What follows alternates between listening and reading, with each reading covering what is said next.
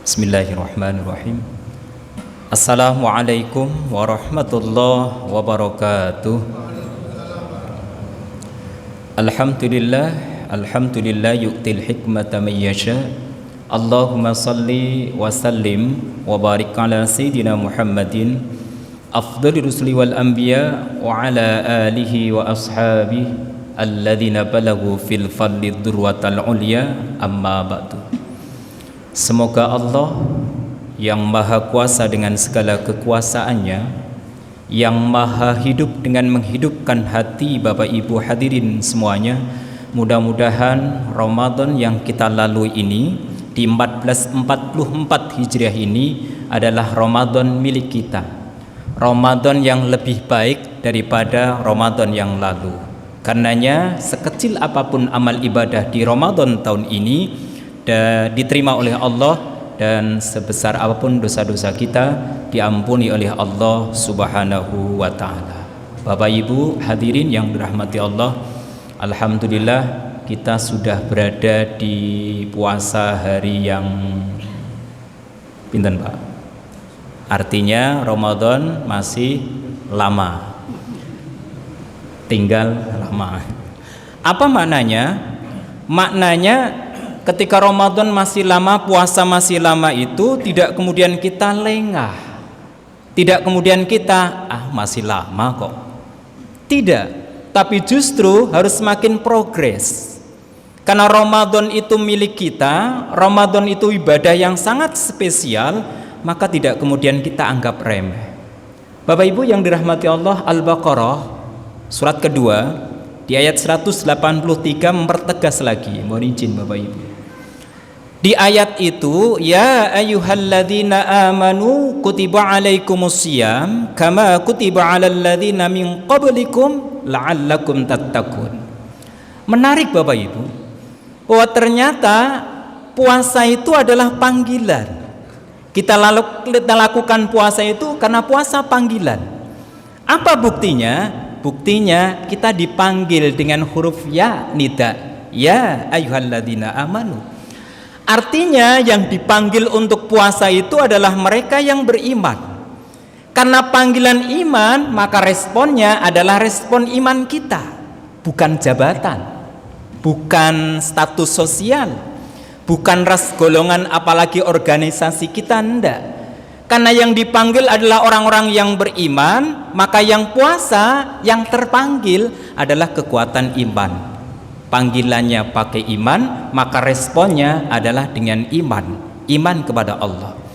Bapak Ibu yang dirahmati Allah, dengan demikian maka seharusnya, mohon maaf, mohon izin, seharusnya tidak lagi kemudian kita marah-marah, tidak lagi kemudian kita ini sewot kepada mereka yang saudara-saudara kita Islam memang, tapi kemudian tanpa alasan syar'i siang-siang makan dengan terang-terangan.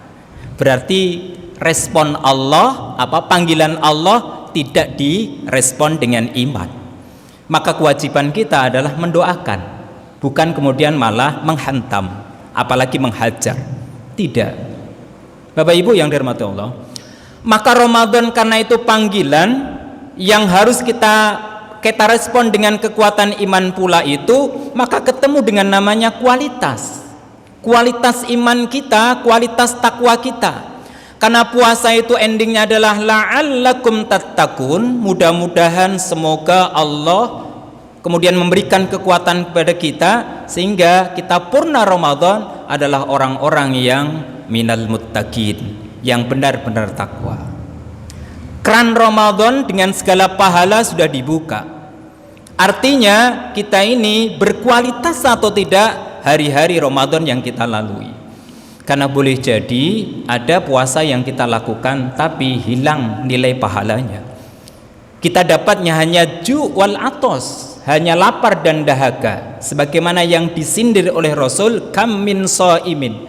Berapa banyak mereka yang puasa, berapa banyak yang mereka kelaparan atau mereka nahan minum, makan dan lain sebagainya, tapi yang ada adalah atos dan ju' atau ju' dan atos, lapar dan dahaga.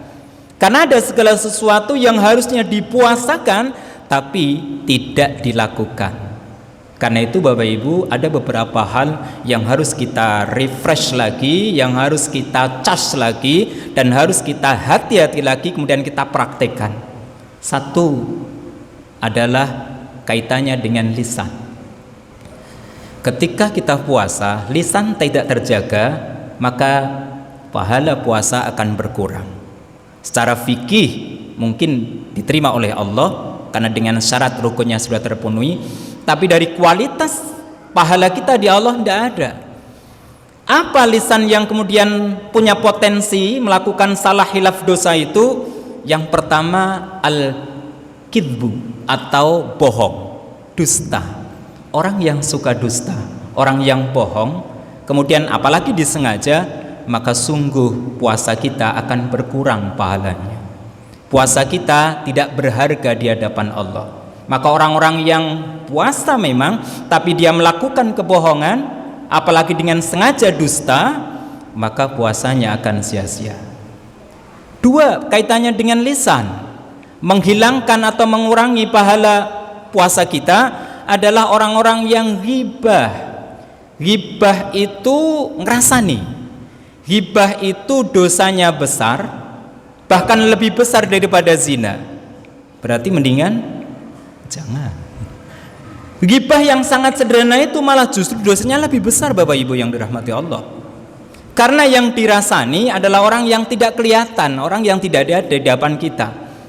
Maka orang-orang yang suka ghibah sejatinya itu kelihatan ringan, sepele, tapi nanti di akhirat akan jadi masalah. Kelihatannya guyonan, mulai dari sedikit-sedikit, tapi lama-lama kemudian akan tertarik ketika menceritakan aib saudara kita. Maka orang-orang yang ghibah adalah orang-orang yang celaka di akhirat.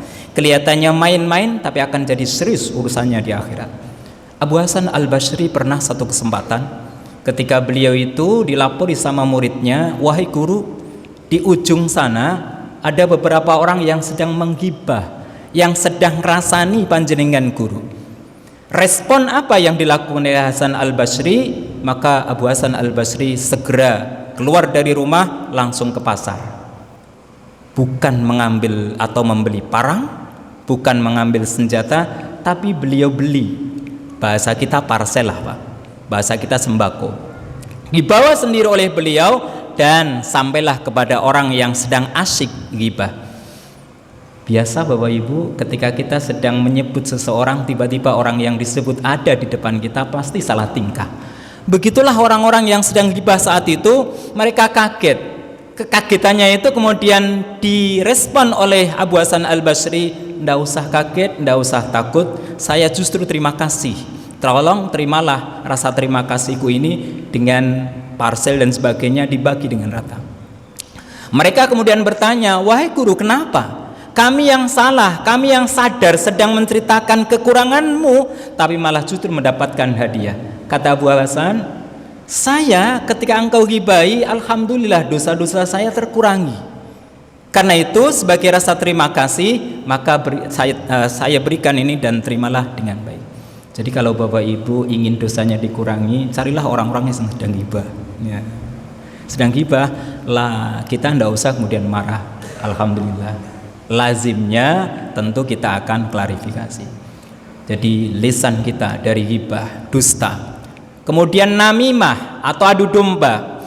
Jari-jari kita itu bagian dari refleksi dari lisan kita. Memang kita tidak langsung kemudian mengadu domba, tapi lewat gadget kita, lewat HP kita, kemudian bisa juga memprovokasi mereka yang akhirnya juga jadi masalah. Oleh karena itu Bapak Ibu yang dirahmati Allah, di samping sedemikian rupa lisan kita adalah berpotensi, apalagi kemudian kita berkata-kata yang rafasa, yang jelek, yang kotor, yang fusuk itu, maka kualitas puasa kita akan terkurangi pahalanya. Di samping itu pula ternyata yang tidak kalah penting adalah yang ini mengancam hari-hari kita puasa di siang hari adalah ketika kita memandang.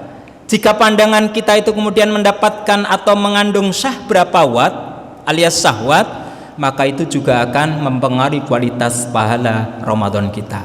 Satu itu. Yang kedua, apa yang membuat puasa Ramadan pahala kita berkurang adalah jika hati ini ada rasa riya.